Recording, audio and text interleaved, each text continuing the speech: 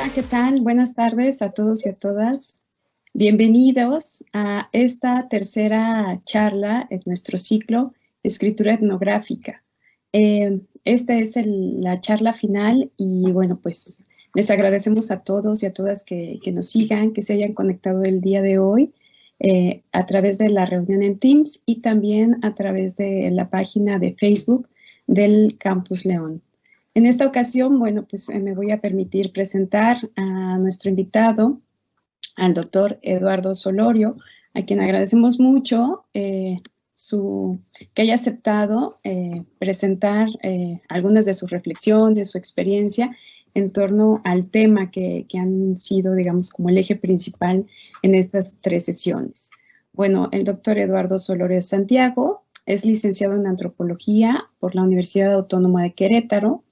Es maestro y doctor en Antropología Social por el Colegio de Michoacán, adscrito a la Universidad Autónoma de Querétaro. Bueno, pues tiene diferentes y numerosas publicaciones, algunos de sus proyectos o investigaciones recientes: Reforma del Estado y Cambio Político Local, el proyecto de Patrimonio Cultural Intangible de la UNESCO en el semidesierto queretano.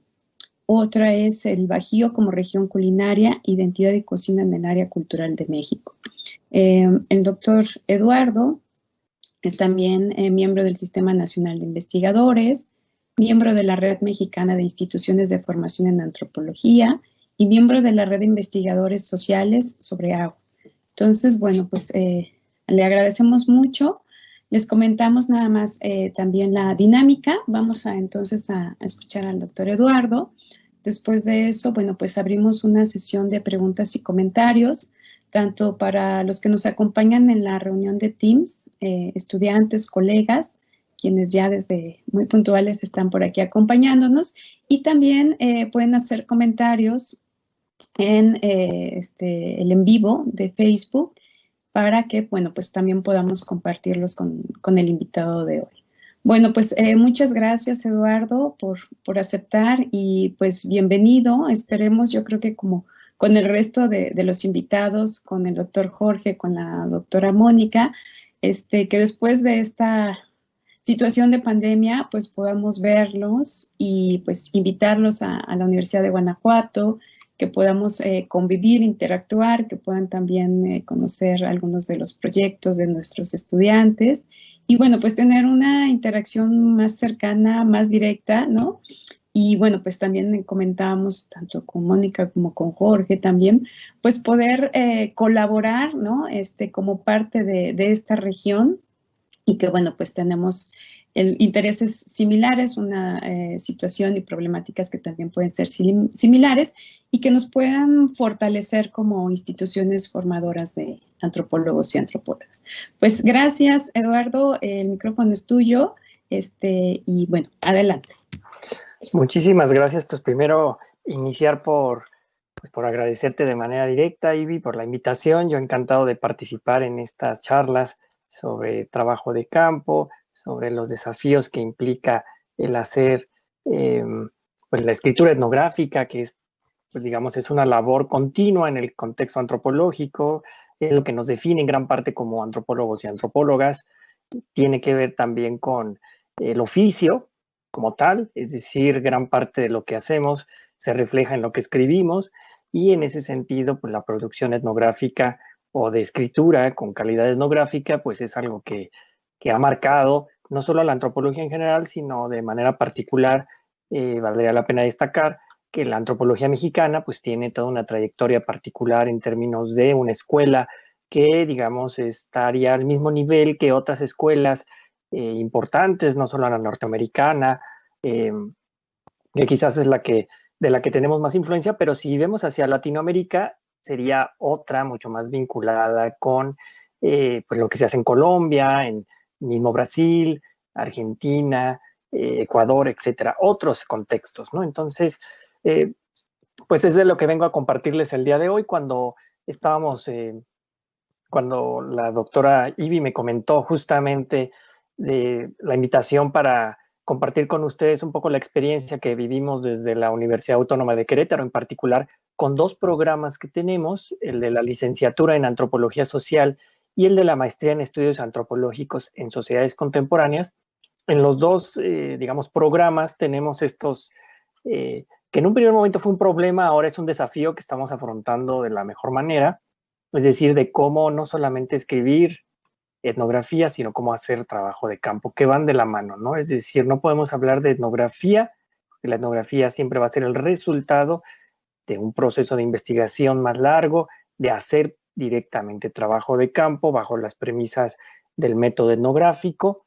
Y en ese sentido, pues la charla del día de hoy tiene que ver con esto, ¿no? Recuperar un poco las premisas y los desafíos a los que nos enfrentamos al escribir etnografía en el contexto, digamos, del confinamiento, ¿no? Donde estamos limitados en hacer trabajo de campo de manera directa o por lo menos dentro de los programas y en adaptar y aplicar quizás modalidades que salven algunas condiciones que impone el, pues digamos, este trabajo a distancia, ¿no? Entonces, pues me permití preparar una pequeña presentación que en un momento ya está proyectando la doctora Ivy. Justo como decía, titulé Cómo escribir etnografía y me gustaría iniciar con algunos principios que guían la antropología, ¿no? Si podemos pasar a la siguiente diapositiva, por favor. Es decir, yo identifico dos que son muy importantes, es decir, están presentes desde la formación básica de estudiantes en antropología, tanto a nivel licenciatura como posgrado, y que estaría como en las bases mismas del quehacer antropológico, de cuando uno va por primera vez a campo, incluso antes de ir a campo, ¿no? Y uno de ellos es que lo que busca el método etnográfico, que buscamos los antropólogos y antropólogas cuando estudiamos una fiesta, un proceso político, una organización, una microempresa, etcétera, es partir de lo que la gente hace. Es decir, dar cuenta de aquello que se consideraba que era lo real y que está basado fundamentalmente en la observación directa. Recabamos información y datos de primera mano fundamentalmente a partir de lo que observamos. Y esa, digamos, es una premisa que mueve a los antropólogos a que nos acerquemos a hacer este primer trabajo de campo, ¿no? Y en el fondo, también lo que distingue, digamos, a la antropología y en particular a la etnografía de otros, digamos, de otros métodos, es que está dentro de un método, el método científico, evidentemente, pero que también está validado porque muchas veces cuando desde la antropología estudiamos algo, lo que estamos, por donde estamos empezando son por los efectos de algo que nos interesa, un problema, una situación, un contexto.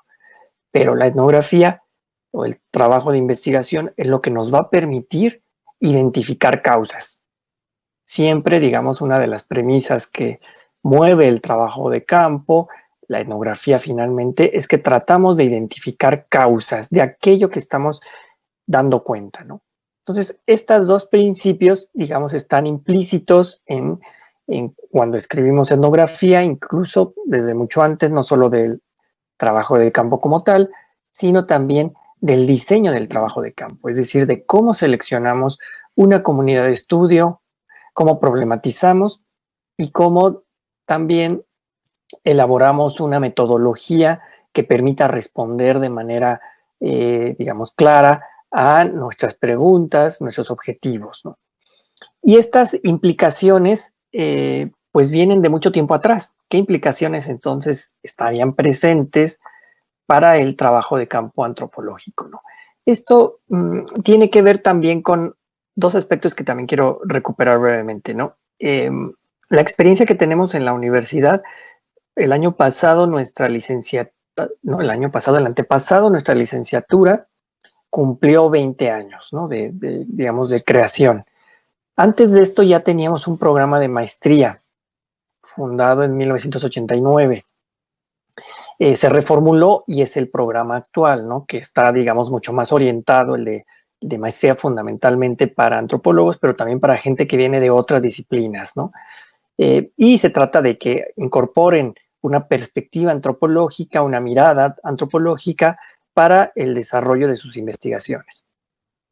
Entonces, esto es importante porque, digamos, en el campo de la antropología, lo que buscamos es, por un lado, y ese es el esfuerzo que hacemos todos y todas cuando vamos a campo, no solamente trabajar con lo que la gente hace y dice, sino cómo eso que hace y dice la gente lo tenemos que representar en el texto. Finalmente, cuando tomamos notas, asistimos a una entrevista, observamos las interacciones en una junta ejidal, por ejemplo, pues tenemos que dar cuenta de eso, mostrar la representación de aquello que estamos observando de manera directa y después, ahí es donde entra la labor interpretativa, estaría también no solo eso que estamos representando en el texto, sino también interpretarlo, es decir, dar cuenta pues, de esos sentidos, de esos significados que finalmente definen una descripción, pues para que tenga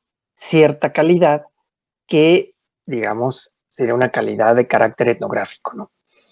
Y eso también nos plantea el segundo punto, ¿no? Variadas formas de trabajo de campo. ¿Qué quiere decir esto? Que finalmente también en cualquier programa y en distintos proyectos de investigación, pues uno define el trabajo de campo, es decir, encontramos una flexibilidad que nos brinda el método etnográfico para hacer trabajo de campo, incluso para documentar lo que hacemos en trabajo de campo, que posteriormente nos sirva para escribir un texto que tenga calidad etnográfica. Ajá, es decir, siempre algo que también es muy presente en los cursos es que tratamos de que los estudiantes tengan claro que cuando uno hace una primera aproximación a campo, pues eso, tratamos de aplicar el método lo mejor posible, sobre todo los que no lo han hecho la primera vez, y las descripciones pues van a ir adquiriendo conforme pase el tiempo mayor calidad etnográfica, es decir, las descripciones se van volviendo más detalladas, el estudiante va adquiriendo mayor, digamos, conciencia sobre cómo observar, qué observar y sobre todo de, digamos, la rigurosidad en la descripción, en el registro de esas observaciones, entrevistas, interacciones. Entonces, es aquí donde entra el tercer punto. ¿Qué implicaciones tiene el trabajo de campo antropológico, ¿no? Es decir, la subjetividad del investigador, por un lado, es algo que también se tiene que tomar en cuenta. Finalmente, todos partimos de ciertos prejuicios, de premisas que a priori nos guían hacia algo que nos interesa. Finalmente, eso se va a reformular, lo vamos a precisar ya directamente en el trabajo de campo. Y esa, digamos, lo que algunos autores, dentro de ellos Susana Gruber, pues plantean como la subjetividad del investigador o del antropólogo, pues es algo que también se tiene que explicitar, es decir, mostrar nuestras premisas, a veces planteadas como prejuicios con los que nos acercamos a campo, y eso también nos lleva a un tema importante en la antropología, es decir, que la antropología surge en el momento en el que reflexionamos acerca de lo que, digamos, de la relatividad, es decir, de lo que para unos puede tener cierta connotación, para otros puede tener otra. En el momento en el que tomamos conciencia de que lo que observamos no es lo mismo para todos, sino que está mediado, pues muchas veces por los intereses previos que tenemos, por el género, por la generación, por la profesión, por el oficio, es decir, por una serie de elementos, ¿no?, que están presentes. Entonces, estos son elementos, hay que tener en cuenta esto digamos, en el trabajo de campo, ¿no?, en que llevamos a cabo, ¿no? La siguiente, por favor. Bueno, entonces hay dos procesos vinculados en la práctica, ¿no?, que también se ha reflexionado y se ha escrito mucho en relación a esto, ¿no? El primero de ellos tiene que ver con pues que las etnografías clásicas, sobre todo, pues pensemos en los trabajos de Boas y Malinowski, pues están marcados fundamentalmente, bueno, no solo el de Boas, por decir uno, ¿no?, sino, digamos, la primera generación de antropólogos propiamente dicho que trascienden por la calidad de sus etnografías es porque no solamente describen y explican una dimensión digamos, holística, generalizante de la condición humana, es decir, de la cultura, sino que también plantean, y eso está muy claro en las introducciones tanto de los argonautas como en los Nuer, incluso el trabajo que hizo Edmund Leach en Los Cachín, es decir, en varias monografías clásicas, ahora consideradas clásicas, digamos, ¿dónde radicaría su relevancia? No solamente porque logran esta calidad, ¿no? Que nos recuerdan, digamos, nos orientan muchas veces en el trabajo etnográfico que tenemos que hacer, ¿no? En la escritura minuciosa, detallada, pero que debemos de aprender a controlar varios niveles. El primer nivel, digamos, es la documentación de manera directa. Otro nivel es ya cruzar esa descripción con aspectos teóricos, con conceptos analíticos, con modelos, con teorías que nos permitan explicar. Y eso nos llevaría al tercer punto, ¿no? Que es justamente alcanzar ese nivel de ya de interpretación-explicación. Es decir, una buena etnografía es al mismo tiempo descriptiva y explicativa. Esa dimensión, digamos, se logra después de mucho tiempo, ¿no? Y cuando uno ya tiene cierta conciencia, ¿no? Entonces, estas monografías clásicas, por eso son clásicas, son un referente. Ajá, es decir, porque primero plantean esta distinción que señalo aquí en esta diapositiva, la diferencia entre el investigador y el objeto de estudio, es decir, lo que guía la investigación y por otro lado, las implicaciones que uno tiene cuando nos acercamos al trabajo de campo, ¿no? Y es ahí donde uno empieza a recuperar información previo incluso a salir a poner un pie fuera. Es decir, empezamos a recuperar información pues de fuentes a veces escritas, registros, informes, planes de desarrollo, etcétera, ¿no? Dependiendo de cuál sea la investigación a realizar. Y después, pues se trata de que ya que estamos propiamente en campo, pues tratemos de dar cuenta de todos los elementos pues, que están presentes en la vida local, en el grupo que estamos trabajando, en la problemática que hemos identificado, aunque pareciera que están más alejados de lo que inicialmente nos interesaba mostrar, ¿no? Es decir, aunque yo esté trabajando por señalar un aspecto, a lo mejor la gestión de los jueces de agua en un ejido, bueno, pues también tengo que indagar acerca pues, de actividades económicas, de religiosas, de, digamos, vínculos con la capital más cercana, procesos de desplazamiento de la población o organización comunitaria, pues que nos permita, digamos, tener una idea más amplia y relacional de los procesos. Ahora, y aquí es donde vemos algunos de los aspectos vinculados con el trabajo de campo y con la escritura, ¿no? Es decir, ¿qué nos enseñaron algunos de estos antropólogos de manera puntual, ¿no? Malinowski y Boas, que yo aquí quise destacar, ¿no? Primero que el investigador debe recoger datos, es decir, independientemente de nuestra inclinación por determinados temas, pues debemos de recoger datos, es decir, poner cierta disposición y rigor en el registro de esa información, tal cual estamos observando, escuchando o recuperando directamente.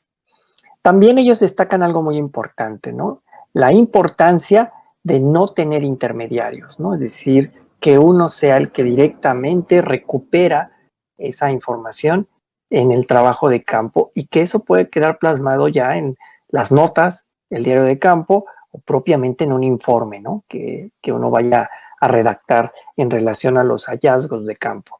Y algo más que es importante, es decir, tiene que ver con la iniciativa del antropólogo o antropóloga propiamente ya sobre el tema de investigación y en el lugar, es decir, la actitud mucho más proactiva que nos lleve a explorar otras condiciones, a entender y a poder, digamos, indagar otras relaciones, situaciones, condiciones que ocurren en el trabajo de campo.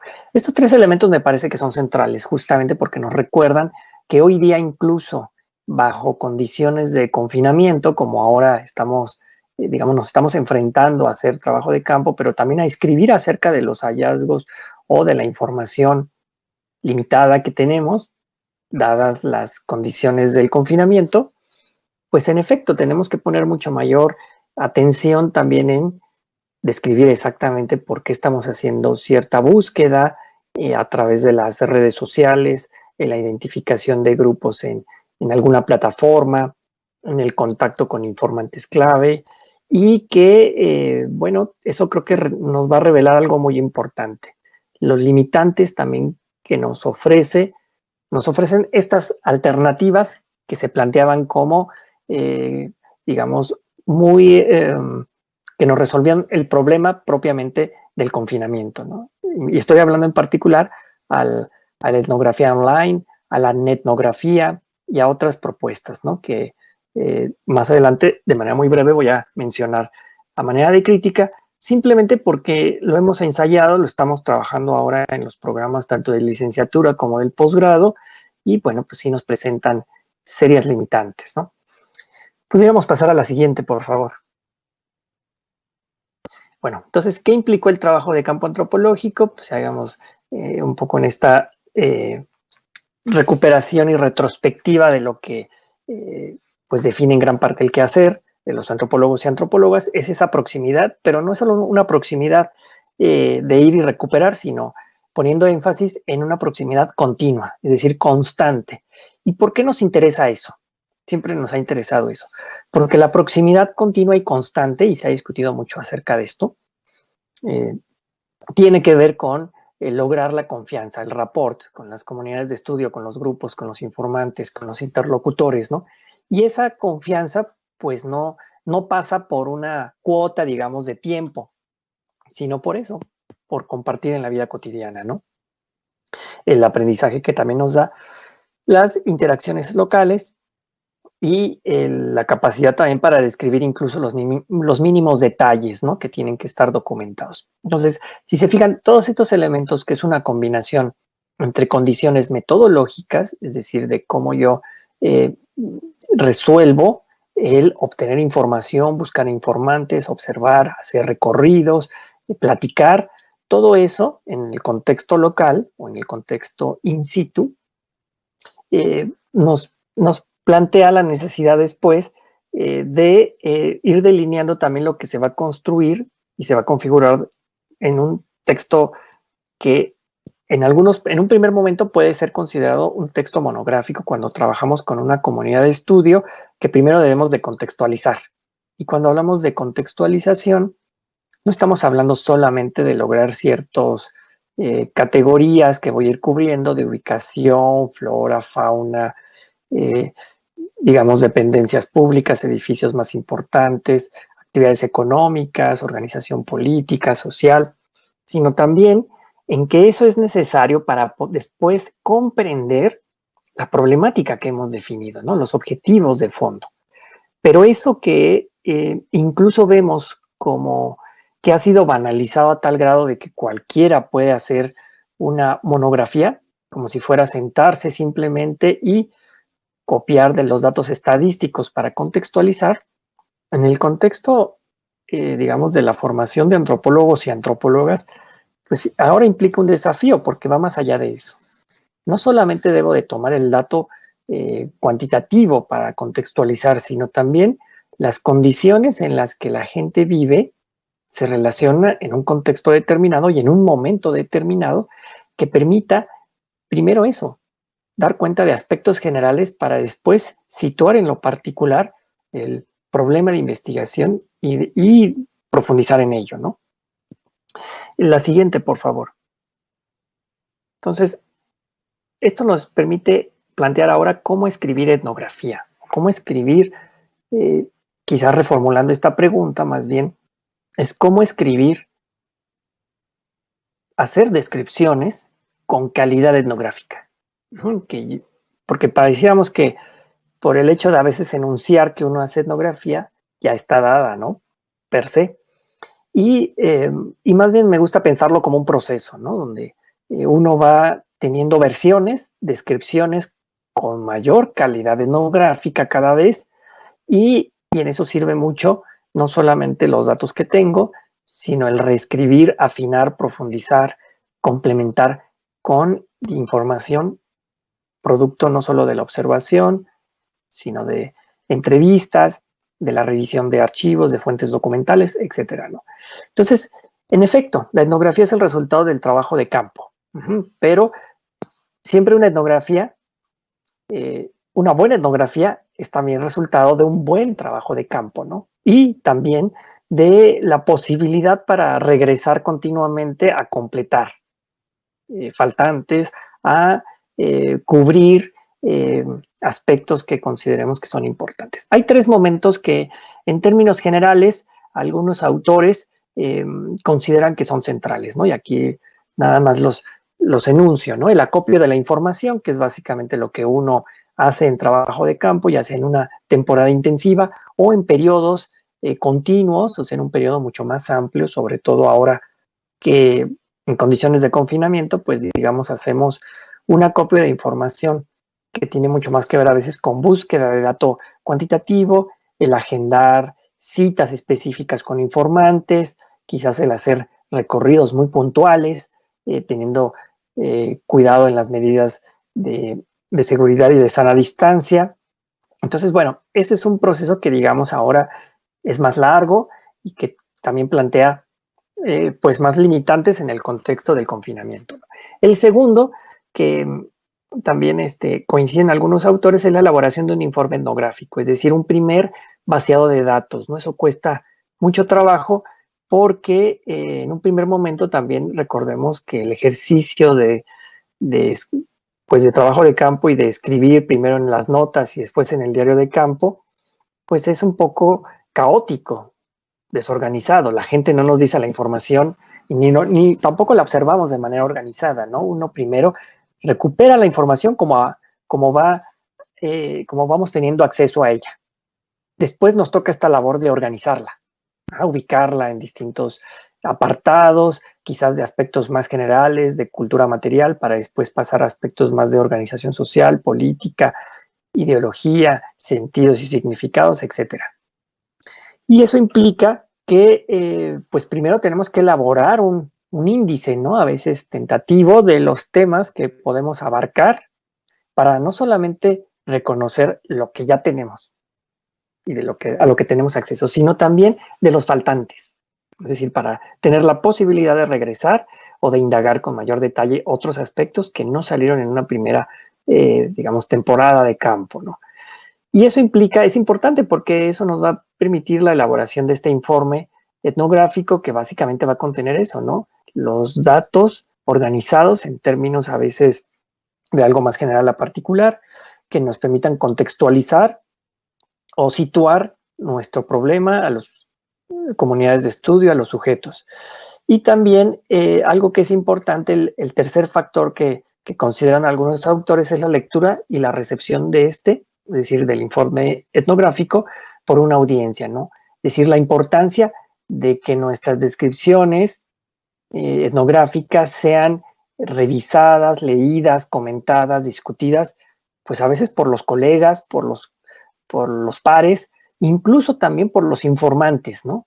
Que eso también resulta ser un ejercicio, digamos, muy enriquecedor en la medida en que ellos pueden aportar otra visión acerca de lo que es relevante, de lo que falta, o otras interpretaciones acerca de lo que se dijo. Entonces, en ese sentido, es importante, ¿no? Esta lectura y el que compartamos estas borradores de primeras, digamos, intentos de organización de la etnografía pues con los colegas y con los informantes que consideremos importantes. Ahora, el informe etnográfico es algo que también tiene pues otras características, ¿no? Plantea eh, eh, pues otros desafíos que son relevantes para el ejercicio y lo que hacemos en campo, ¿no? Uno de ellos es que, pues esos muy enfáticos, algunos, no solamente Susana Gruber, otros autores, Atkinson, Hammersley, plantean que no solamente, y bueno, los antropólogos en general, ¿no? Que no solamente observamos procesos, sino que observamos sujetos. Ajá, y las personas cambian también dependiendo del contexto, del momento en el que hacemos una pregunta, hacemos una entrevista informal, charlamos, ¿no? Entonces, eso es importante porque nos permite también entender que la gente puede cambiar de opinión dependiendo de la situación en la que se encuentre. Nos toca a nosotros a veces construir las condiciones más adecuadas para que la gente pueda, digamos, compartir no solamente una opinión, sino su punto de vista.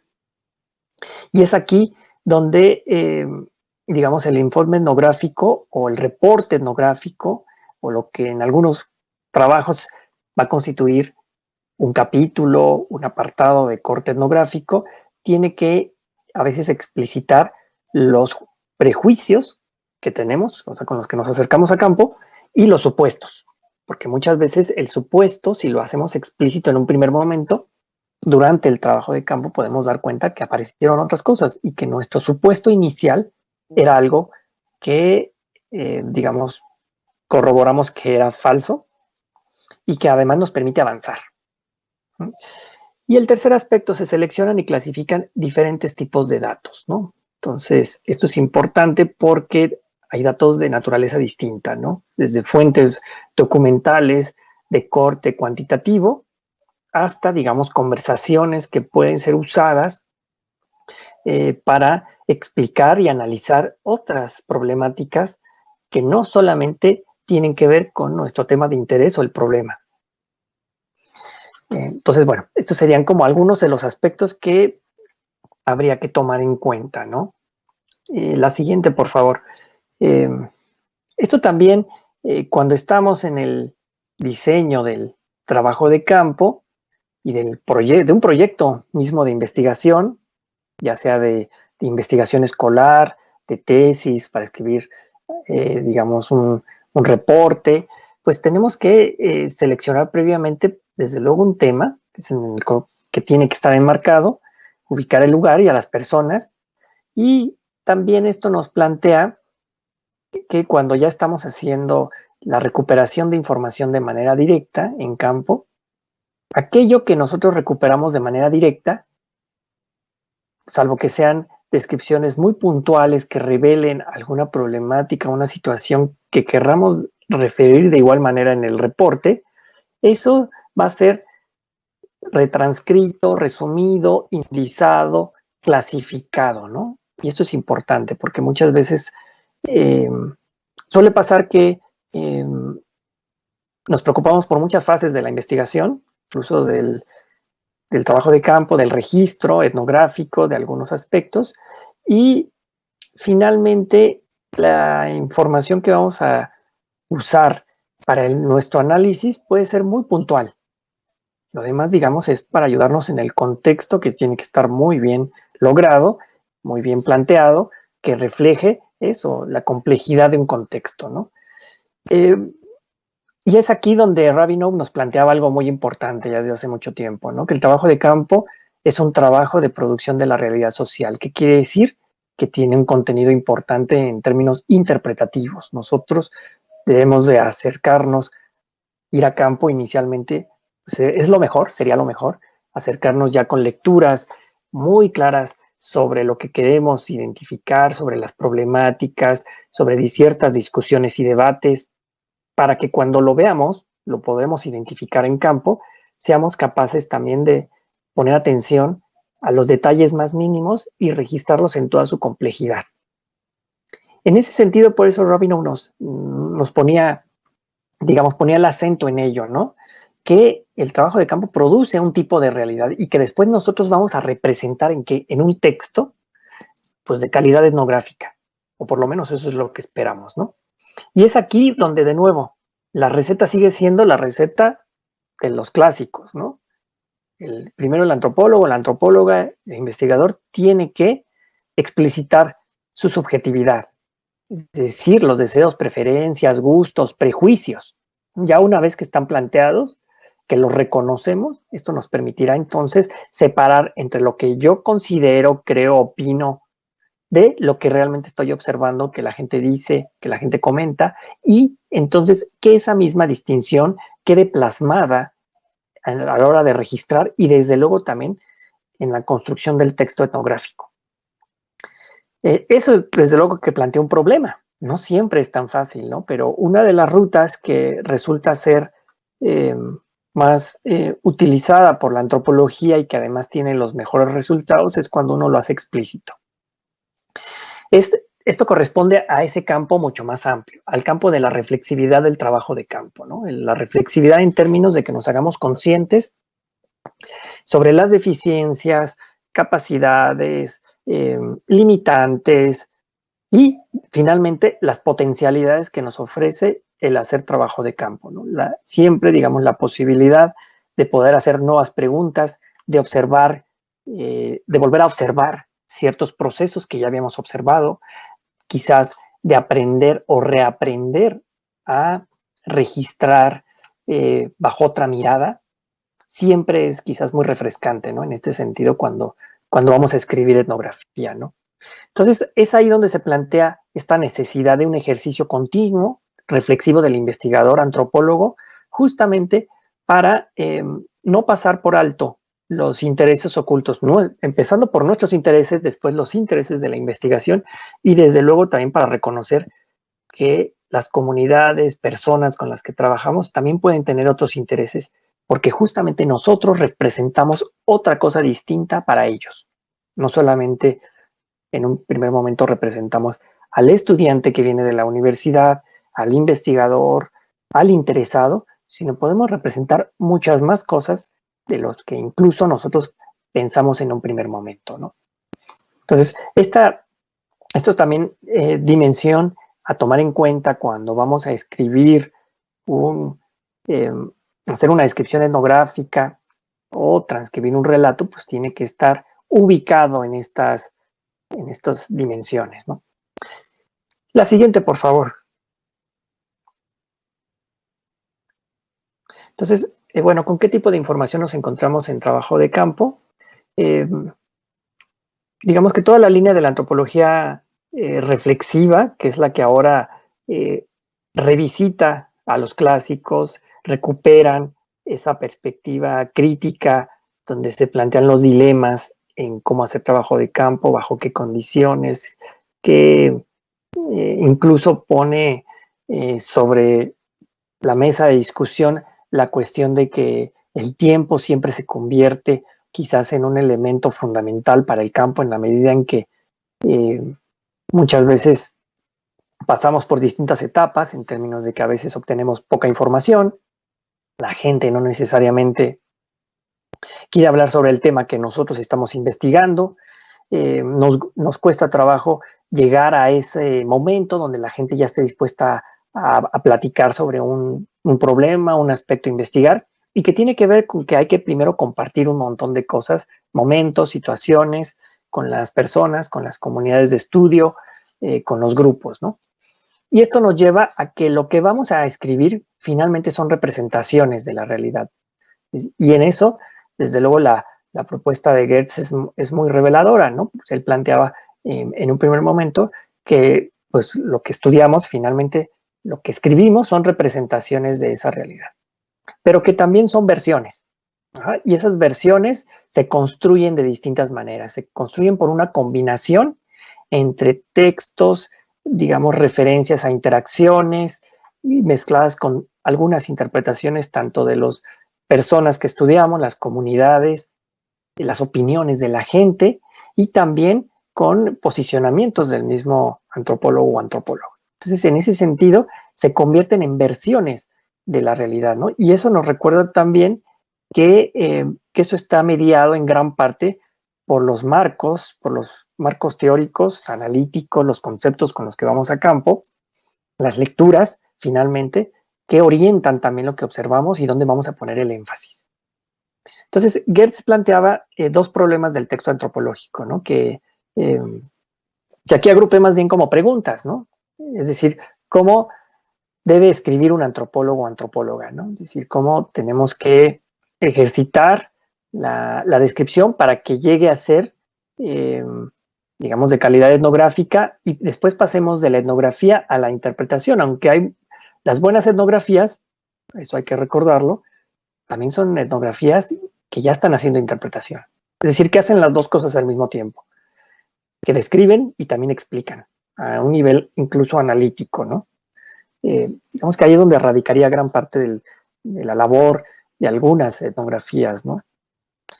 La segunda pregunta tiene que ver con esos criterios, ¿no?, que diferencian a un texto etnográfico de otro texto. No toda descripción que se dice etnográfica es realmente etnografía. Y, y luego hay casos, no son muchos, pero también hay descripciones que, sin pretender ser etnográficas, pueden llegar a ser consideradas como etnográficas en el sentido en que reflejan, es decir, con mayor, de manera crítica, digamos, los desafíos personales de quien lo escribió, y en ese debate logran describir las condiciones con mayor, digamos, de manera reflexiva. Pero esto también nos lleva independientemente a quién escribe, el autor, el etnógrafo, la etnógrafa, el estudiante, el investigador que va a escribir el texto antropológico, que desde luego no solamente es una descripción, sino ya también tiene que incorporar un análisis, ¿no? Y es aquí donde, pues, Geertz amplía esta discusión sobre, pues, la diferencia entre autor y escritor. Se define incluso que la etnografía es un género literario, que, pues, eso creo que fundamentalmente nos es útil en la medida en que nos permite cuestionar, debatir, que debemos de ser muy buenos y finalmente vamos a hacer etnografía. Pues hay que practicar, practicar, practicar hasta que nuestras descripciones alcancen esa calidad etnográfica, lo cual implicaría que, al mismo tiempo de ser descriptivas, pues sean explicativas con una dimensión analítica. Entonces, bueno, esto es importante. Ahora, podemos pasar a la siguiente. Geertz también nos habla de una dimensión muy relevante, ¿no?, que es la dimensión de la traducción. Es decir, que toda etnografía también, y análisis finalmente etnográfico, implica un proceso de traducción. Los antropólogos y antropólogas que hacen etnografía, pues tratamos en algún momento de traducir a las audiencias a las cuales va dirigida, que puede ser desde la misma comunidad de estudio, la comunidad académica, etcétera. Eso que observamos, qué sentidos y significados tiene, ¿no? Y lo tratamos de hacer usando, digamos, distintas entradas, ¿no?, que pueden ser estas formas en cómo representamos una fiesta, por ejemplo, la descripción de una fiesta, las relaciones que ahí se llevan a cabo, o puede ser también describiendo a detalle situaciones muy concretas, ¿no?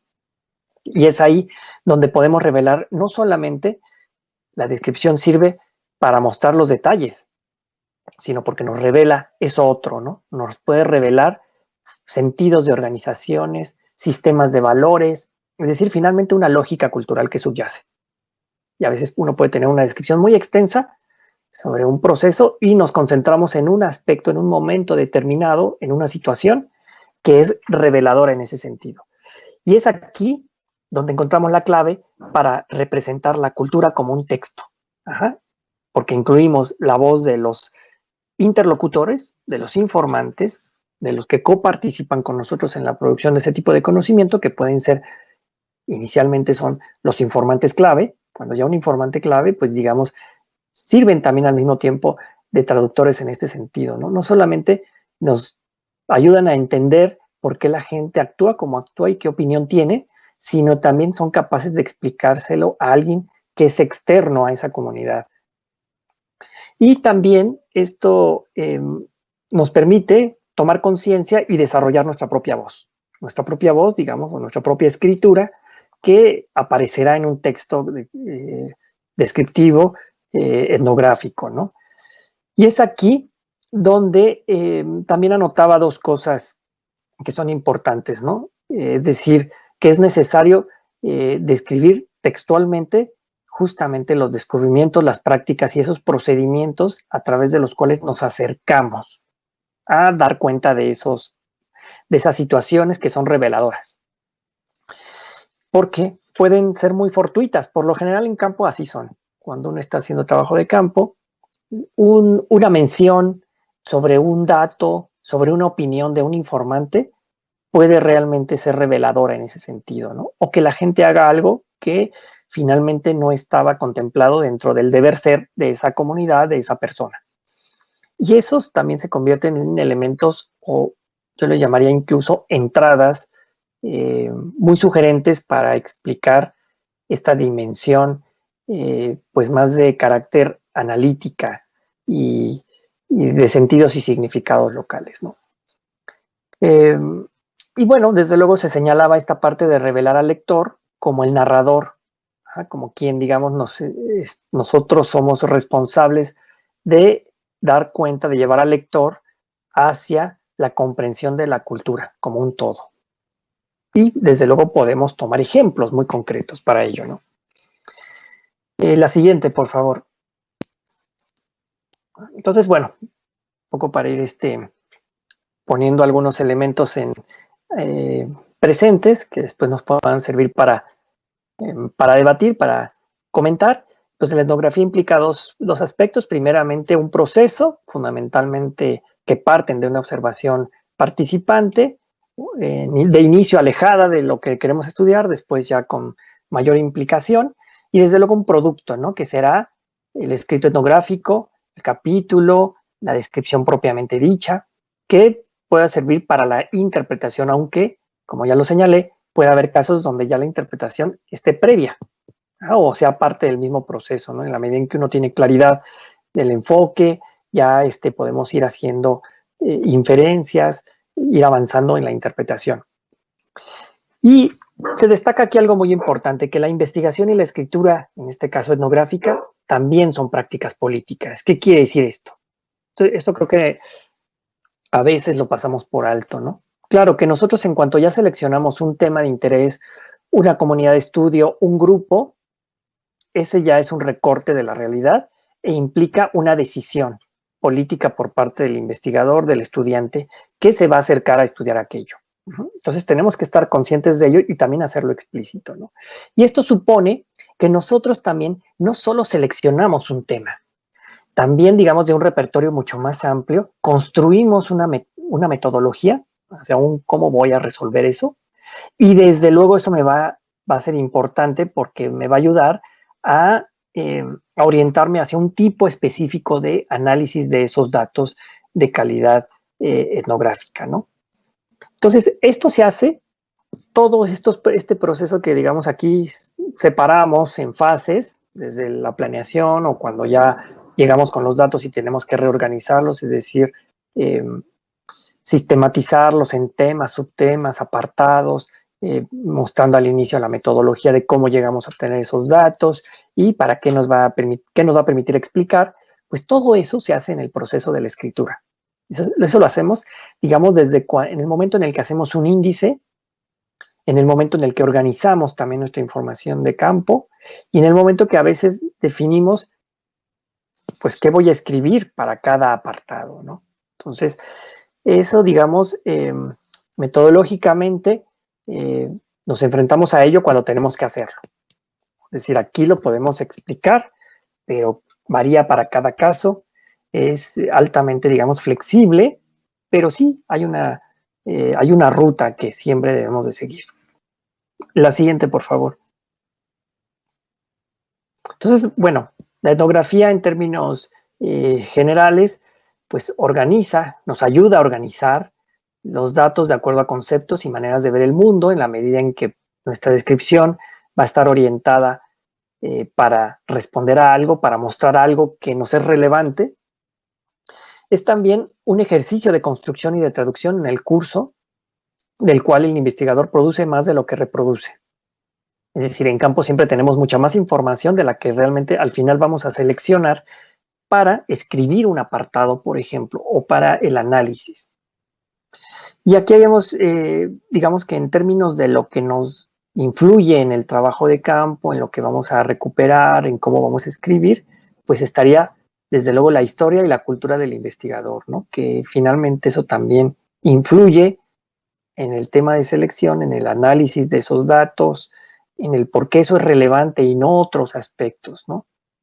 Y estas también son motivaciones que, insisto, debemos de hacer implícitas en una introducción. Muchas veces no es propiamente en el texto mismo, sino en una nota introductoria que aclare, ¿no? Esa perspectiva, esa toma de postura, ¿no? La siguiente, por favor.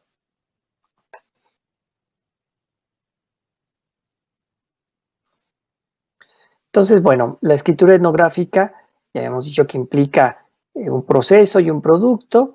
El producto, pues, sería el texto, que es la expresión de ese discurso que hemos escrito acerca de la otra persona, de la comunidad, de ese problema.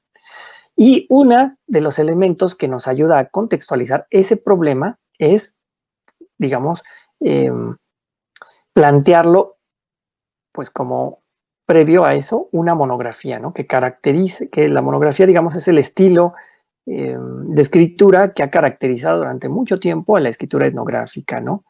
Y que implica, como ya se había dicho, este proceso de traducción, ¿no? Y de organización, de mostrar los datos, a veces de aspectos más generales a particulares que permitan ubicar nuestro problema de investigación, ¿no? Y bueno, ¿qué implica la escritura? Pues empezamos primero revisando nuestras notas de trabajo de campo, las grabaciones, las fotos, las imágenes y todos los datos, las opiniones que hemos recuperado en la libreta de notas, que nos ayudan a veces a ampliar información, a regresar con mayor detalle y que pueden ser a veces los motivos para decidir escribir sobre algo que inicialmente no habíamos considerado, ¿no? Es decir, que pueden servir como ejemplos, como momentos y situaciones que podemos explotar desde la perspectiva etnográfica. Es decir, a veces no es toda una conversación, sino es un momento de esa conversación cuando la gente reacciona de tal manera que nos comparte algo y que eso puede servir para explicar algo más que nos interesa en el fondo, ¿no? Y también, digamos, esta revisión de los datos nos permite también identificar, revisar, ver que muchas veces las entrevistas, las conversaciones que hemos llevado a cabo, que algunas hemos registrado y otras no, pueden ser relevantes, ¿no? También el sopesar la calidad de las observaciones hechas, si es que tenemos que complementarlas, revisarlas, eh, pues es el momento. Y también para seleccionar algo muy importante, las situaciones que pueden ser relevantes para una descripción mucho más detenida, profunda, cuidadosa de lo que nos interesa mostrar. En la siguiente, por favor.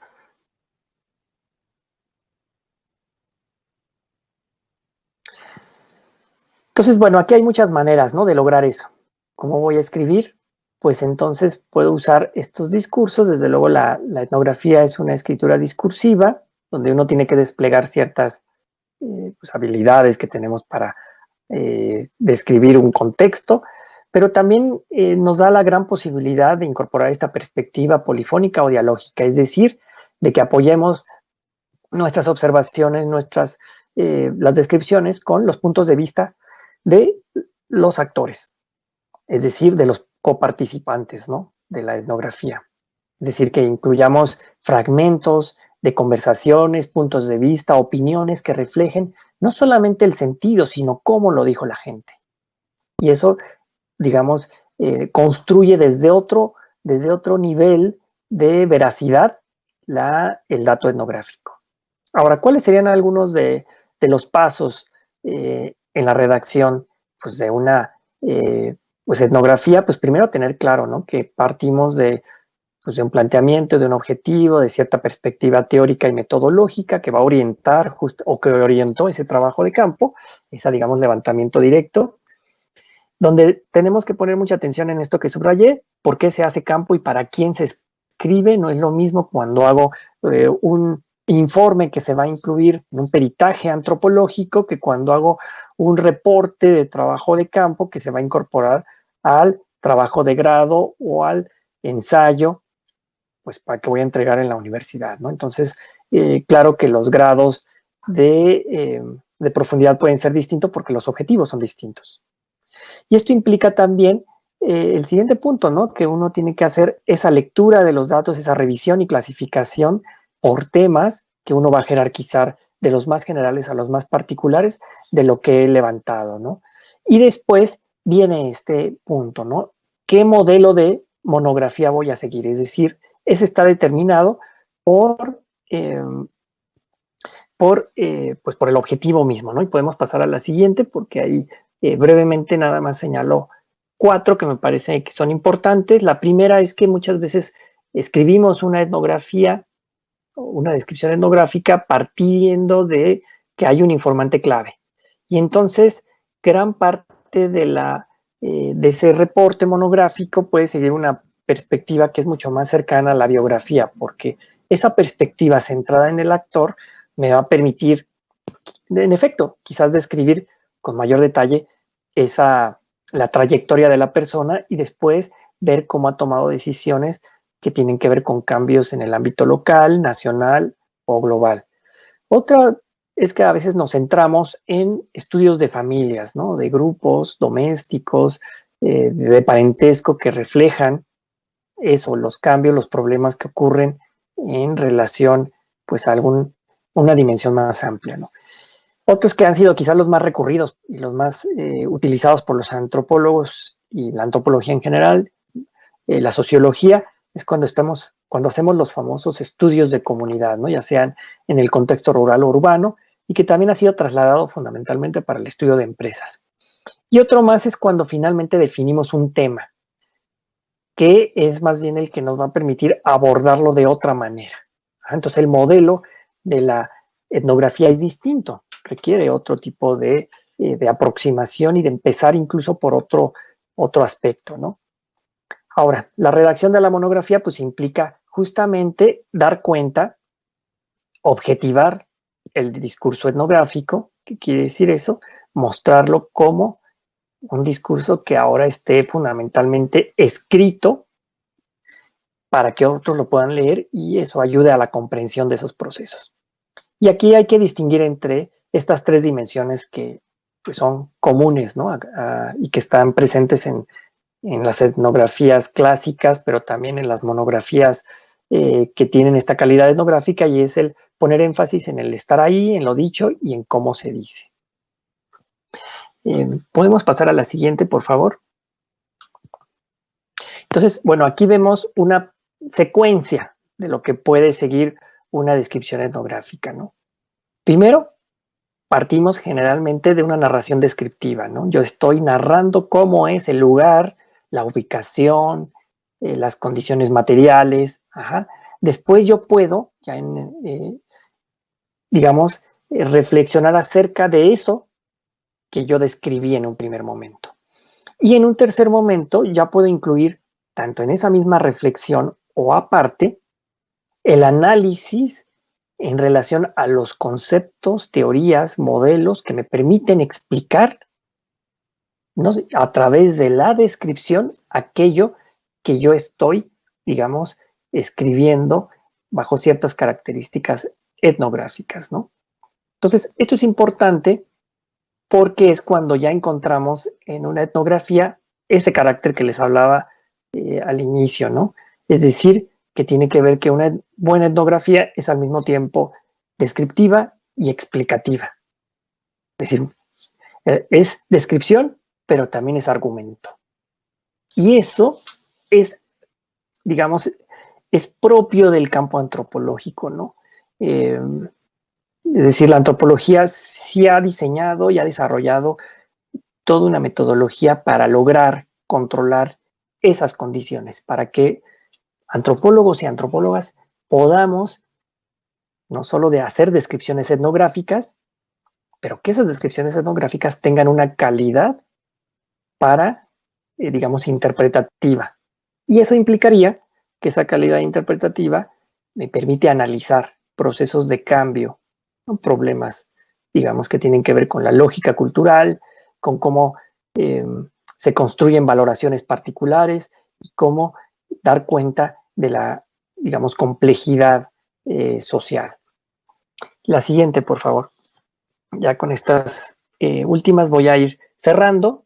Entonces, ¿cuáles serían los desafíos para el trabajo de campo en condiciones, en este caso, de confinamiento? Porque todos estamos de alguna u otra manera, hemos limitado nuestro radio de acción, nuestras formas de hacer investigación, y pues yo quisiera señalar brevemente y con esto cerrar lo que ha implicado pues para el programa de la licenciatura y de la maestría, no solamente que se posponen los trabajos de campo directo, sino que ahora las modalidades que hemos continuado con estudiantes tanto de licenciatura como de posgrado en la maestría en antropología ha sido, digamos, rediseñar el trabajo de campo para condiciones de confinamiento. Y esto implica lo que señalaba también hace un momento, ¿no? Que pues primero nos acercamos muy entusiastas a revisar, a leer, a empaparnos sobre las nuevas propuestas que aparecían que, digamos, iban a resolver gran parte del trabajo de campo, la etnografía, la etnografía. Entonces, bueno, yo ahí dejaría mi participación, les agradezco y pues abriríamos a una fase de preguntas, comentarios, eh, participaciones.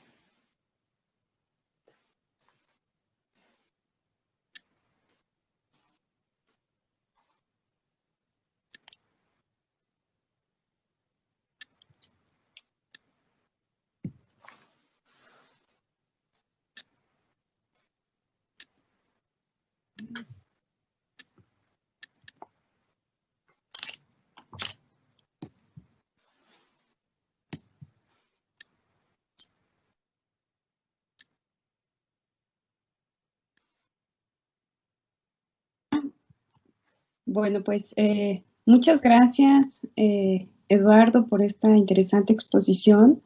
Creo que ha sido muy interesante también identificar estas diferentes fases, las diferencias que ahora nos comentas, ¿no? En todo este proceso que, bueno, pues es como el centro de nuestra profesión y que efectivamente, pues otras disciplinas también han estado reflexionando y discutiendo y en ese sentido también como estos aportes que hemos tenido también desde otras disciplinas a nuestra actividad, a nuestra profesión, ¿no? Entonces creo que también puede ser bastante interesante. Abrimos, como decías, bueno, la sesión de preguntas y comentarios.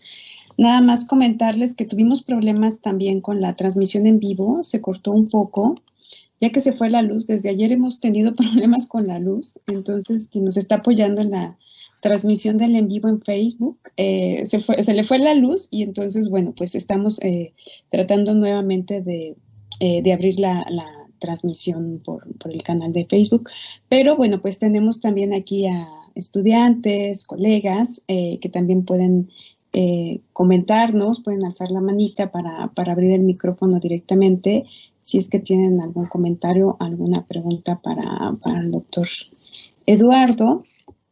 Creo que por ahí había un comentario en Facebook. Permítanme. Pero si mientras tanto alguien quiere comentar, pues puede levantar la manita o abrir directamente ya el micrófono y hacer sus preguntas. Adelante.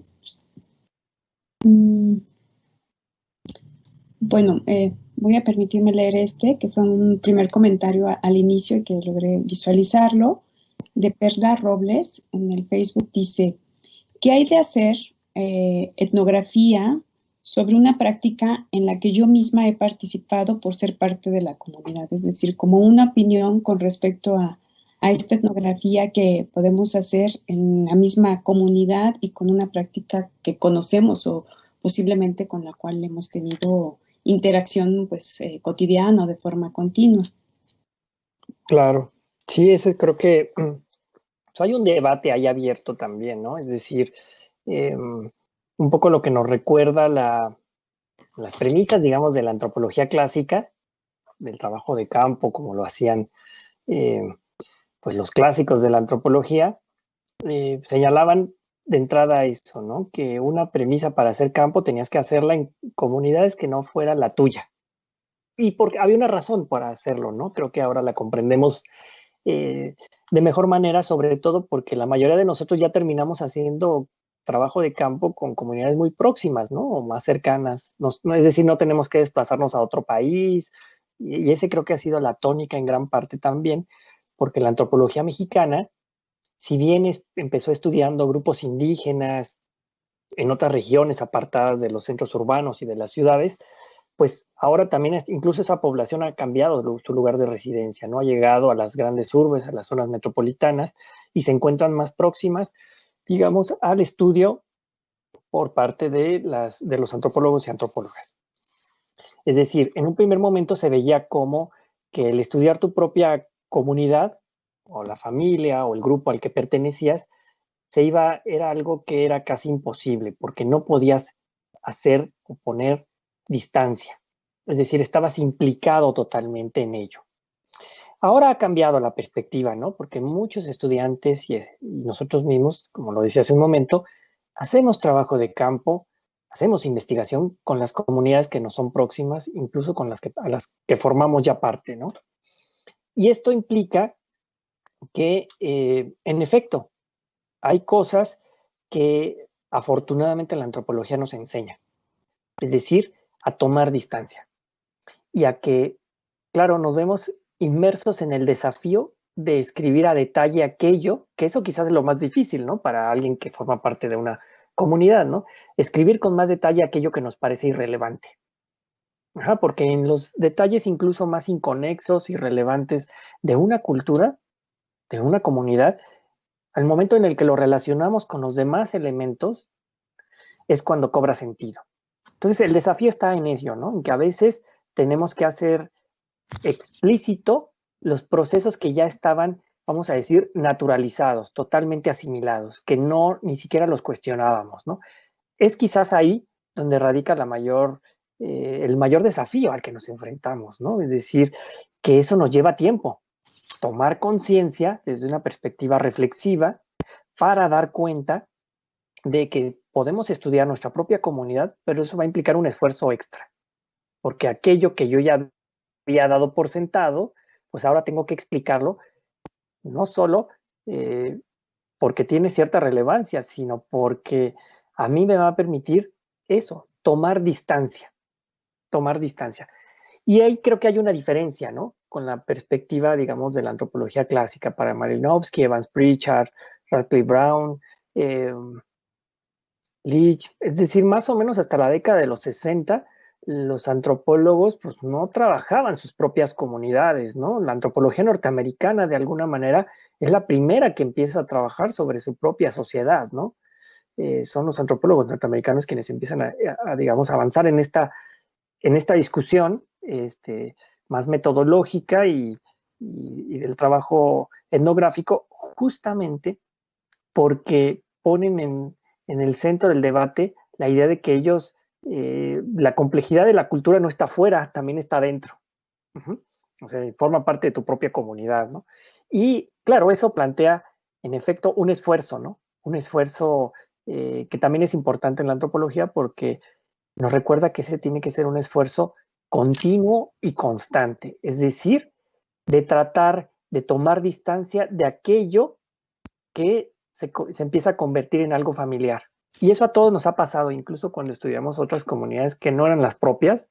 En el momento en el que salimos y que ya nos familiarizamos, vamos año con año, pues llega momentos en que hay detalles que ya no nos damos cuenta, no registramos con mayor precisión, justamente por eso, porque se empiezan a convertir en elementos, digamos, cotidianos, comunes, continuos en la práctica.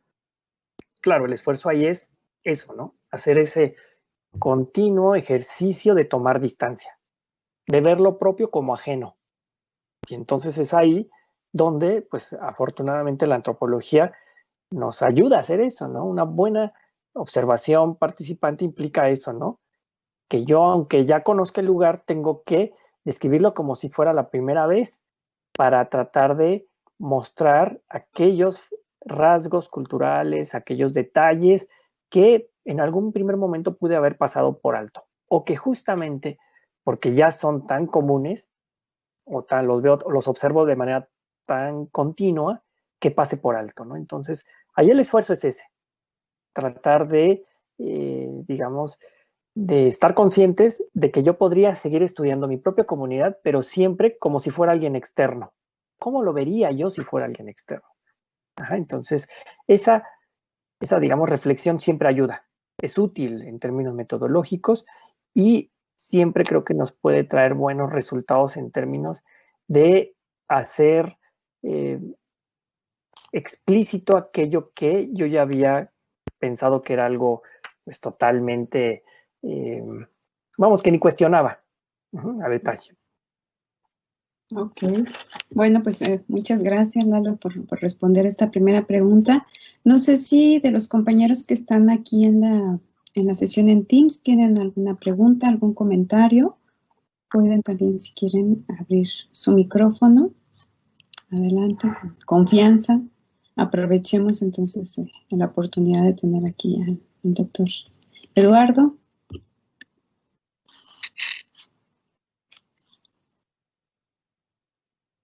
Bueno, yo no veo ninguna manita levantada, luego me sucede que no las veo bien, pero por eso digo que pueden abrir su micrófono en caso de que tengan alguna pregunta o comentario. Si no, mientras se animan, Eduardo, comentaste algo tal vez un poco rápido, pero quizá pueda ser interesante que nos amplíes un poco más respecto a la cuestión esta de la etnografía online, ¿no? Decías, bueno, pues nos acercamos, ¿no?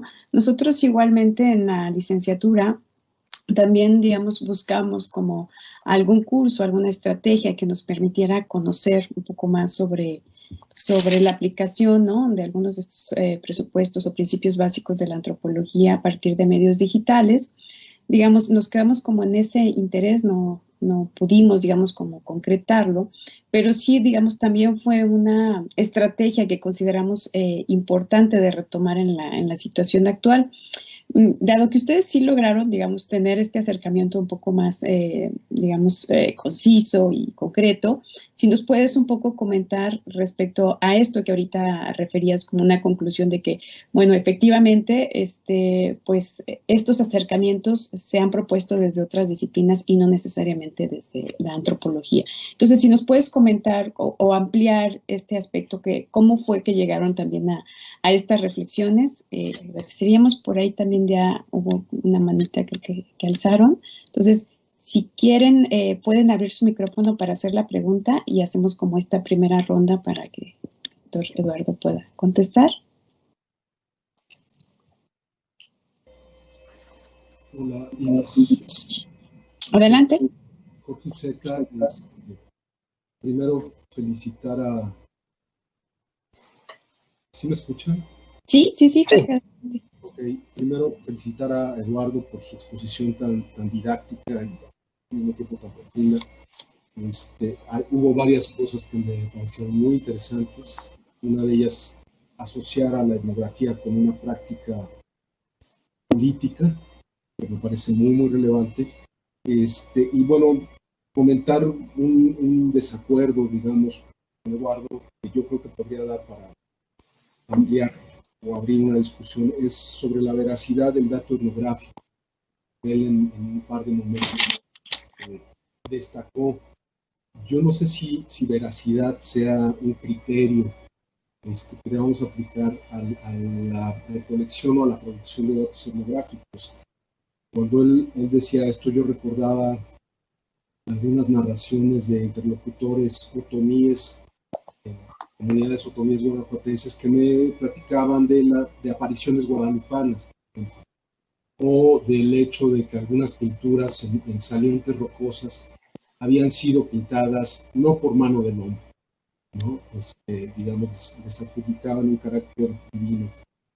Es este tipo de información etnográfica que es muy relevante, me parece, a la que no le podemos aplicar criterios de veracidad, ¿no? Sino, bueno, son parte de narrativas localmente muy asentadas, que nos dicen muchas cosas del lugar y de la gente, pero no creo que sea pertinente aplicarles este tipo de criterios. Es un comentario y vuelvo a felicitar a Eduardo Solorio por la exposición tan didáctica. Gracias. Gracias, Jorge. También bienvenido. Y qué bueno que también nos acompañas en la charla. Bueno, Lalo, no sé si quieras contestar a estas preguntas. Adelante, Claro. por favor. Gracias, pues agradecer a Jorge los comentarios. Siempre pues es muy estimulante tener puntos de vista y otras perspectivas, ¿no? de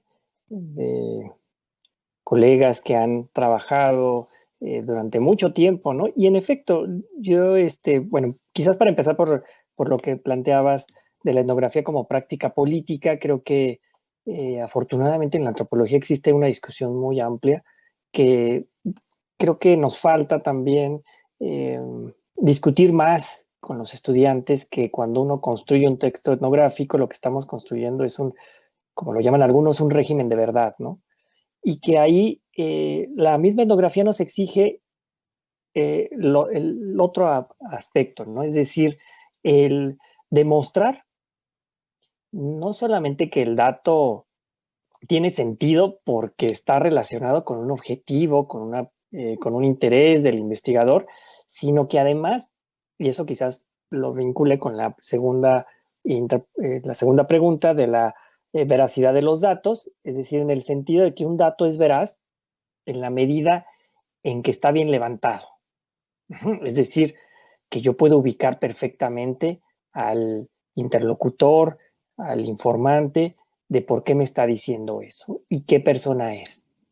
Y ahí creo que es donde pues la etnografía, la antropología ha avanzado mucho, porque en efecto nosotros no discutimos o no nos, digamos, no es materia del análisis propiamente antropológico decir qué dato es correcto y cuál es incorrecto, sino más bien en el momento en el que ya está escrito en clave etnográfica, existe todo un proceso de, digamos, de verificación de que ese dato, aunque sea de naturaleza simbólica, que claro que pues eso no es comprobable, pero más bien tiene que ver con la otra dimensión que nos interesa investigar, es decir, con la de los sistemas de valores, las creencias, el sistema de creencias, ¿no? de la gente, que más bien eso es lo que está en una descripción etnográfica, pues debidamente contextualizada, explicada, y que,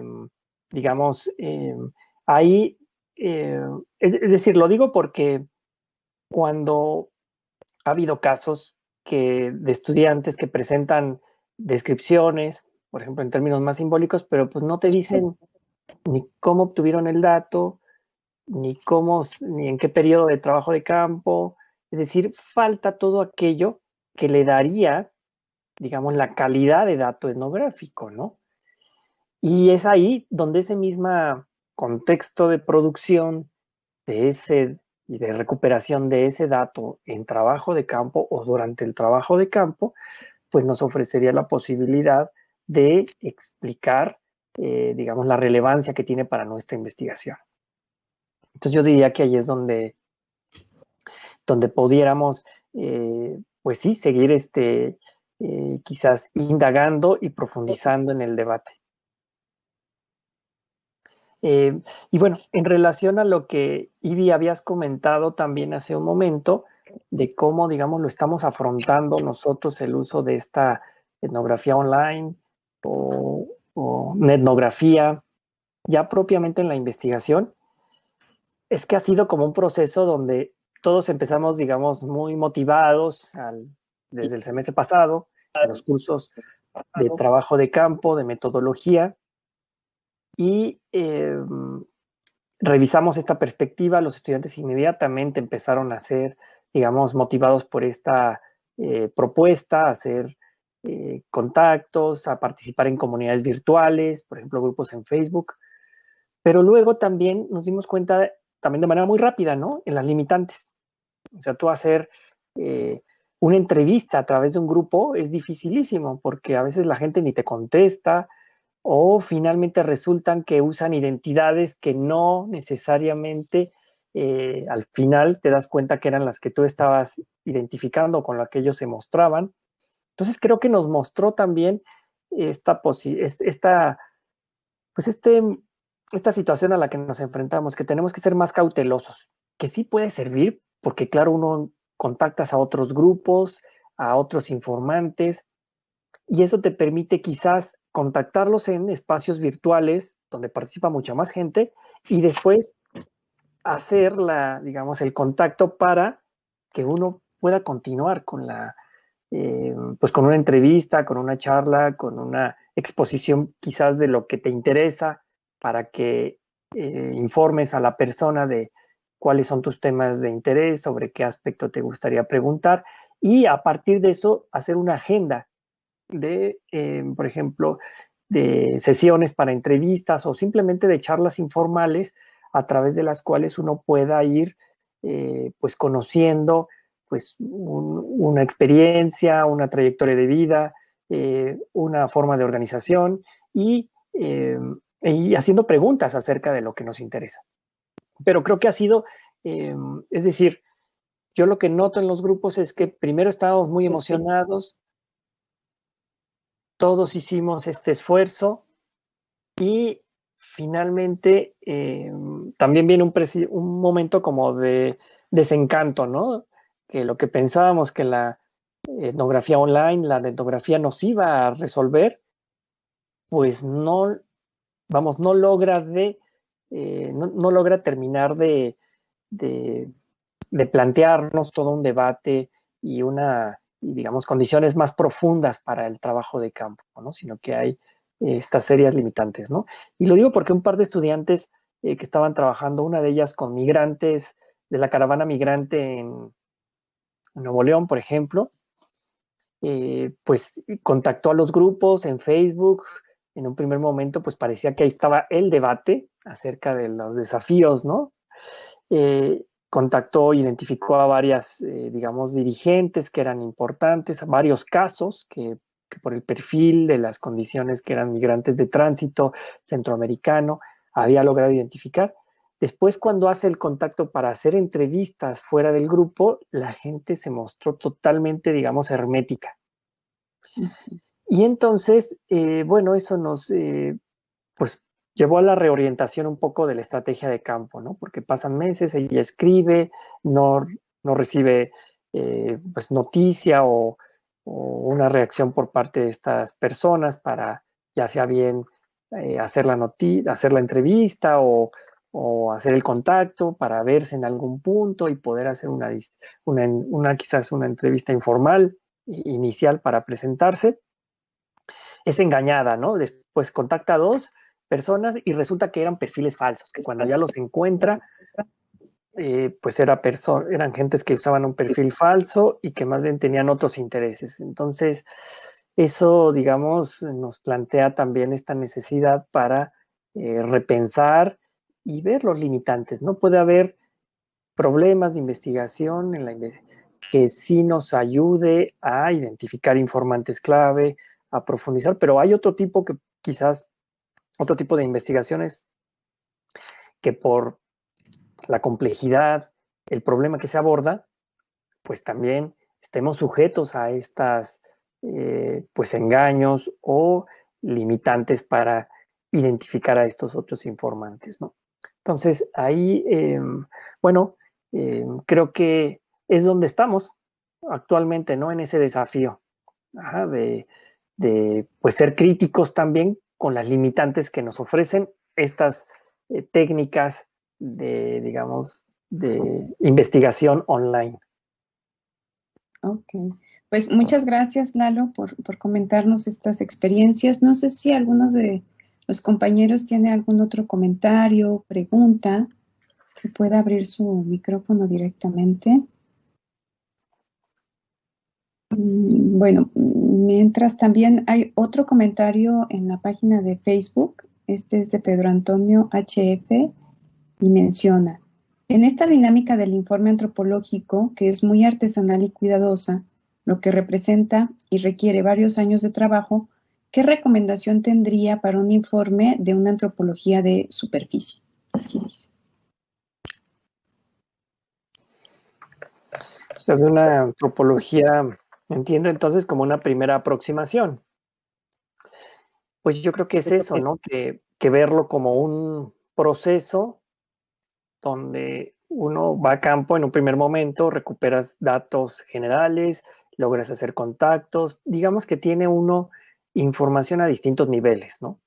Cuantitativa, cualitativa, información de origen, digamos, institucional, y otro que tiene que ver sobre, pues, las conversaciones que mantenemos con la gente, y que yo creo que es un primer reporte. Lo que debería demostrar es por lo menos eso, que tenemos información de distintas fuentes, orígenes, y que hay que poner en relieve, yo diría, pues estas interacciones, la información que tenemos con algunos interlocutores, uno aunque sea, pero que nos permita por lo menos que dé cuenta de las reflexiones, de las opiniones, puntos de vista de los actores locales.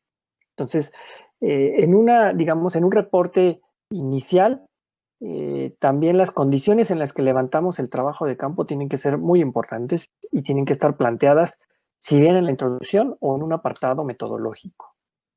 Claro, porque esas limitantes también influyen fuertemente en por qué tenemos acceso o no el suficiente acceso con algunas personas o sobre determinados problemas o temas que nos parecen importantes para investigar durante el trabajo de campo. Entonces, digamos que un apartado pues introductorio, donde se den cuenta de las condiciones en las que se lleva a cabo ese trabajo de campo con esas limitantes, que por lo general siempre son limitantes en dos sentidos, ¿no? Limitantes de tiempo y limitantes de recursos, ¿no? Entonces, es decir, en la medida en que nosotros expliquemos eso, vamos a entender que el nivel de profundidad alcanzado en un reporte, pues dependerá de estos factores y de otros más. Y que pues yo lo que sí destacaría es que uno puede poner en valor las conversaciones, opiniones, puntos de vista, que son resultados de esto, ¿no? A veces de entrevistas informales, charlas, pláticas con algunas personas en el lugar. Yo creo que eso es lo que podríamos destacar en un primer momento en un reporte. Ok, muy bien, Lalo, muchas gracias. No sé si alguien más quiere hacer alguna pregunta, comentario. Pueden, como decía, abrir su micrófono y hacerlas directamente.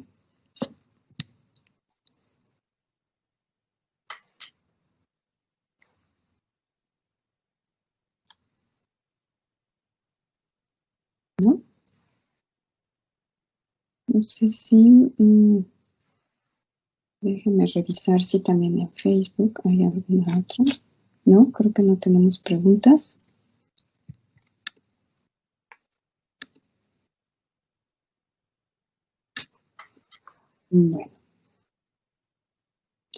Bueno, si no hay preguntas, a ver. Perdón, ¿alguien quiere abrir su micrófono? ¿Puede hacerlo? Adelante.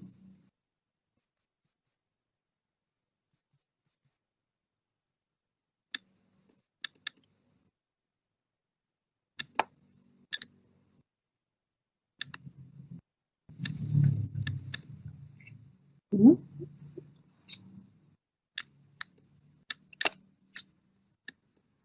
Perdón, estoy teniendo algunos problemas con la cámara. Un poco retrasado. Bueno, si no hay comentarios, preguntas, creo que tampoco tenemos ya más preguntas en Facebook. Y bueno, aquí algunos de los compañeros, estudiantes.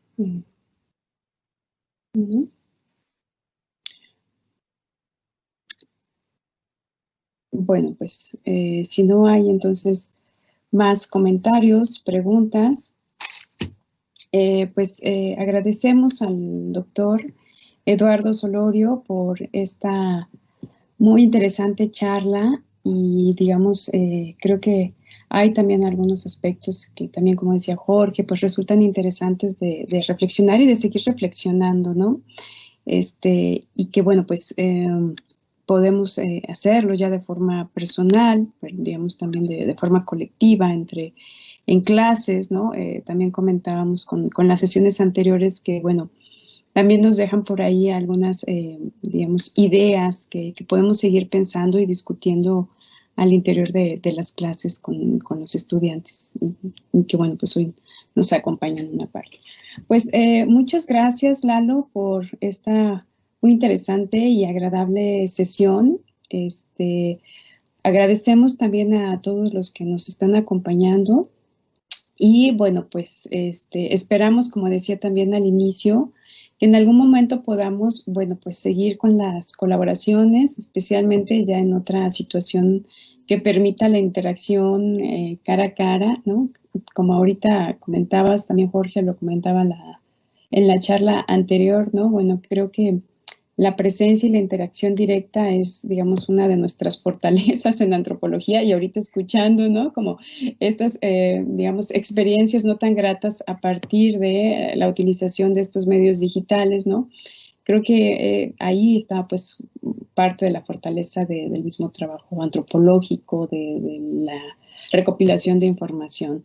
Entonces, bueno, pues esperamos efectivamente que podamos vernos, platicar, tener, digamos, algunas otras actividades en colaboración conjunta, pero especialmente en un formato presencial. Pues muchas gracias, Lalo, por compartir tu experiencia, ¿no? También, bueno, pues como ahorita comentaba el doctor, para aquellos que se quieran animar, tienen también la maestría, ¿no? Entonces, bueno, ahí también es una opción para los egresados, para los titulados, ¿no? No está tan lejos porque luego la gente no quiere salir de Guanajuato, está muy cerca, entonces, bueno, pues podemos también, pueden los estudiantes, los egresados de aquí o de alguna otra institución, pues acercarse, no sé si tienen alguna convocatoria abierta para este ciclo o para el siguiente. Nada más, Lalo, si nos quieres comentar rápidamente al respecto para cerrar, por favor. Con gusto. Pues primero agradecerte por la oportunidad de platicar. Nosotros encantados de colaborar en algún otro momento de manera presencial. Pues estas son algunas reflexiones, ¿no? Un poco de la experiencia de estas condiciones en las que hemos tenido que adaptar el trabajo de campo, dada, digamos, las limitantes que nos plantea la pandemia, y que pues las clases se han mudado de ser presenciales a un formato como ahorita, ¿no? A distancia, en línea, y donde pues se ha dificultado ya, se ha mostrado, digamos, se han hecho evidentes muchas tensiones y, digamos, que han generado entre los estudiantes la imposibilidad de hacer trabajo cara a cara, ¿no? Y que ahora pues tenemos que adaptarnos a estas condiciones, ¿no? Entonces, eso por un lado, creo que la discusión es todavía muy incipiente en nuestro contexto porque, vamos, los efectos quizás los veremos propiamente ya en los trabajos mismos de investigación, cuando se tengan que concluir y ir cerrando con la mucha o poca información que se haya podido recabar. Y eso creo que sí por lo menos nos ha mostrado a nosotros estas limitantes, ¿no? Que insistía un poco al cerrar, que nos plantean todas estas, bueno, no son metodologías, sino son técnicas de la etnografía virtual, que inicialmente se planteaban como la solución. Ajá. Entonces yo creo que ahí pues sí tenemos todos una experiencia y esto nos permitirá ir haciendo como una crítica más fundamentada, ¿no? Acerca de estas formas de hacer campo, que más bien son limitaciones, ¿no? A las formas que veníamos haciendo. Eso por un lado. Y por el otro, pues agradecerte también el espacio para compartirles brevemente del programa de la maestría en estudios antropológicos en sociedades contemporáneas que ofrecemos en la Universidad Autónoma de Querétaro. Es un programa bianual, que quiere decir, se abre cada 2 años. Nosotros abriremos la convocatoria el próximo año, en el primer semestre del 2022, porque cada que sale una generación es cuando un semestre antes se abre la convocatoria. Y la particularidad, quizás, porque hay nada más 2 programas en el país que tienen esta modalidad, somos un programa profesionalizante. ¿Qué quiere decir esto? Que nosotros no estamos orientados necesariamente a la investigación, sino a la aplicación del conocimiento. Nos interesan mucho las comunidades de estudio que selecciona cada uno y cada una de las estudiantes que ingresan al programa, porque gran parte del trabajo con el que se titulan es un trabajo de grado que pues sí identifican un problema, lo, digamos, profundizan en él, lo describen, lo analizan, pero por otro lado tienen que desarrollar en paralelo un trabajo de aplicación, le llamamos de aplicación de la antropología, en términos de que tienen que identificar qué tipo de acompañamiento, material o actividad tienen que realizar con la comunidad de estudio y, digamos, devolver un trabajo en ese sentido, ¿no? Y hemos tenido experiencias que van desde que los estudiantes tienen que devolver, hacen un video, por ejemplo, para regresar a la comunidad de estudio, presentarlo con la comunidad, cuando se trata de a lo mejor de algo más vinculado con la antropología visual, hasta otros trabajos, ¿no? Que tienen que ver, por ejemplo, con el acompañamiento y gestión en un conflicto agrario, donde pues esto puede servir para documentar en términos más antropológicos, que pueda ayudar para la comprensión del propio ejido, comunidad, pues su misma problemática agraria y que pues pueda ayudar en visibilizarlo y transmitirlo a otras generaciones más jóvenes, ¿no? Entonces, en ese sentido también el programa ha sido un poco experimental, ¿no? Porque nosotros hemos, es decir, los profesores que ninguno estábamos formados en términos, digamos, en programas aplicados, pues lo que estamos haciendo ahora también en gran parte tiene que ver con lo que en algún momento se llamó la antropología aplicada, ¿no? Es decir, en hacer en devolver a las comunidades de estudio informes, formas de gestión, materiales, información que pueda serles útil. Entonces, digamos que ese es el sello que tiene a grandes rasgos nuestro programa. Y simplemente también terminar señalando que pues somos un programa también que está dentro del padrón de programas de calidad del CONACYT y que los estudiantes pues ingresan con una beca que les permite, digamos, durante 2 años dedicarse a el programa y enfocarse en los cursos y en su proyecto de investigación. Entonces, pues agradecerte mucho, Ivy, por la invitación y esperemos que la próxima vez pues podamos vernos cara a cara y bueno, compartir en otro contexto. Ok, pues muchas gracias, Lalo, a ti, gracias a todos los estudiantes que se conectaron el día de hoy, colegas, así como aquellos que nos siguieron mediante la transmisión de Facebook. Pues con esta última charla cerramos el ciclo Escritura etnográfica. Creo que, como decía, bueno, pues hay muchas reflexiones, discusiones que podemos continuar en otros espacios y, bueno, pues agradezco también el apoyo de Marco, quien nos ha estado pues auxiliando para la transmisión del en vivo en la página de Facebook del Campus León. Pues muchas gracias a todos, todas y buena tarde. Gracias, Lalo. Gracias. Muchas gracias.